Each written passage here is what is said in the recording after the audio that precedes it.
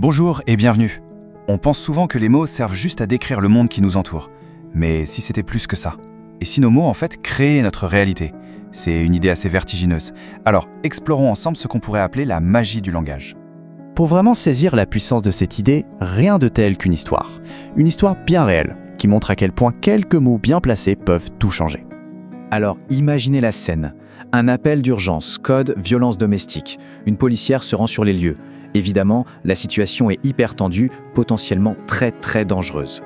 En arrivant devant la porte de l'appartement, pas de doute, c'est le chaos. Ça crie, on entend des objets voler en éclats et par-dessus tout, les hurlements de terreur d'une femme. La tension est palpable. Et là, d'un coup, la situation monte encore d'un cran. Une télé passe à travers la fenêtre et vient s'écraser juste en dessous. On est au summum de la violence. La policière s'approche, elle frappe à la porte. De l'intérieur, une voix d'homme, complètement hors de lui, hurle « C'est qui, bordel ?» Et là, au lieu de répondre « Police », elle jette un œil aux débris sur le sol et elle répond très calmement « Le réparateur télé ». Un silence. Et puis, l'homme éclate de rire. La porte s'ouvre. La confrontation est terminée. C'est incroyable, non? Alors, la question qu'on doit se poser, c'est comment est-ce possible? Comment deux petits mots peuvent se révéler plus efficaces que des mois et des mois d'entraînement tactique? Eh bien, la réponse à cette question tient en un seul concept. Un concept vraiment puissant, le cadrage. Le cadrage, qu'est-ce que c'est?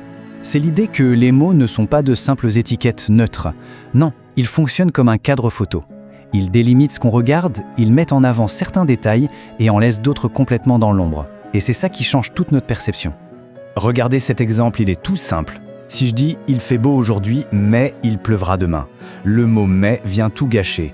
Il annule presque la bonne nouvelle. Maintenant, si je dis « il fait beau aujourd'hui » et « il pleuvra demain », là, les deux infos sont sur un pied d'égalité. C'est le même fait, mais la réalité qu'on perçoit est complètement différente. Bon, maintenant qu'on a compris ce qu'est le cadrage, voyons comment on peut s'en servir. On va explorer ensemble 3 techniques très concrètes pour changer le cadre et donc changer notre perspective sur les choses. Première technique, changer la taille du cadre. Allez, on se fait une petite scène de film. Imaginez un gros plan sur le visage d'un jeune garçon. Il a l'air d'un ange, il chante une mélodie magnifique. L'émotion est pure, positive, c'est touchant. Sauf que la caméra commence à reculer, lentement. Et là, on découvre que ce garçon porte un uniforme militaire. Puis sur son bras, un brassard, avec une croix gammée. Le malaise s'installe immédiatement. Et la caméra recule encore, un dernier dézoom, on voit maintenant qu'il n'est pas seul. Il est sur une estrade, au milieu d'un immense rassemblement nazi. L'impression de départ, cette douceur, cette pureté, elle est totalement anéantie, remplacée par quelque chose de sinistre. Juste en élargissant le cadre, le sens de toute la scène a basculé. Deuxième technique, le recadrage en un seul mot. Il y a une citation géniale de Bertrand Russell qui illustre ça à la perfection. Il disait « Je suis ferme, vous êtes obstiné, lui, c'est une tête de mule ». C'est exactement le même comportement, mais les 3 mots choisis changent radicalement la perception qu'on en a. Et ça marche pour tout. Regardez, quelqu'un de frugal peut être vu comme sage ou comme avare. Une personne assertive, on peut dire qu'elle est confiante ou alors qu'elle est méchante. Et quelqu'un de stable, pour certains c'est confortable, pour d'autres c'est juste ennuyeux. Un seul mot, et hop, la perception d'une qualité est transformée. Et enfin, la 3e technique, le recadrage de contexte. Le principe de base, c'est que n'importe quel comportement, même celui qu'on juge négatif, peut être utile dans un certain contexte. Le jeu, c'est de trouver dans quelle situation une supposée faiblesse devient en fait une force. Prenons l'exemple d'un père jugé trop critique. On pourrait voir ça comme une attaque. Mais si on change le contexte, imaginons qu'on est en train de monter un projet. Là, son esprit critique devient un atout essentiel. Il joue le rôle de celui qui anticipe les problèmes pour que tout réussisse. Maintenant, attaquons-nous à un plus gros morceau. Nos croyances limitantes. Celles qui sont bien ancrées et qui agissent un peu comme des virus dans notre esprit. Alors un virus de la pensée, qu'est-ce que c'est? C'est une image pour décrire une croyance limitante. Elle fonctionne un peu comme un virus informatique. Elle n'est pas vivante, donc on ne peut pas la tuer avec des arguments logiques, ça ne marche pas, mais elle arrive à s'infiltrer, à se copier elle-même et petit à petit à réécrire notre logiciel interne. Voilà son mode opératoire, en général en 3 étapes. D'abord l'infection. Le virus se fait passer pour une idée saine, une idée de bon sens, pour ne pas éveiller les soupçons. Ensuite, la réplication. Il repose sur des présupposés, des choses qu'on ne dit pas, ce qui le rend super difficile à remettre en question. Et enfin, la prise de contrôle. Il se répand, il commence à influencer nos actions, ce qui, en retour, renforce la croyance de départ. C'est un cercle vicieux. Du coup, la solution, ce n'est pas de l'attaquer de front.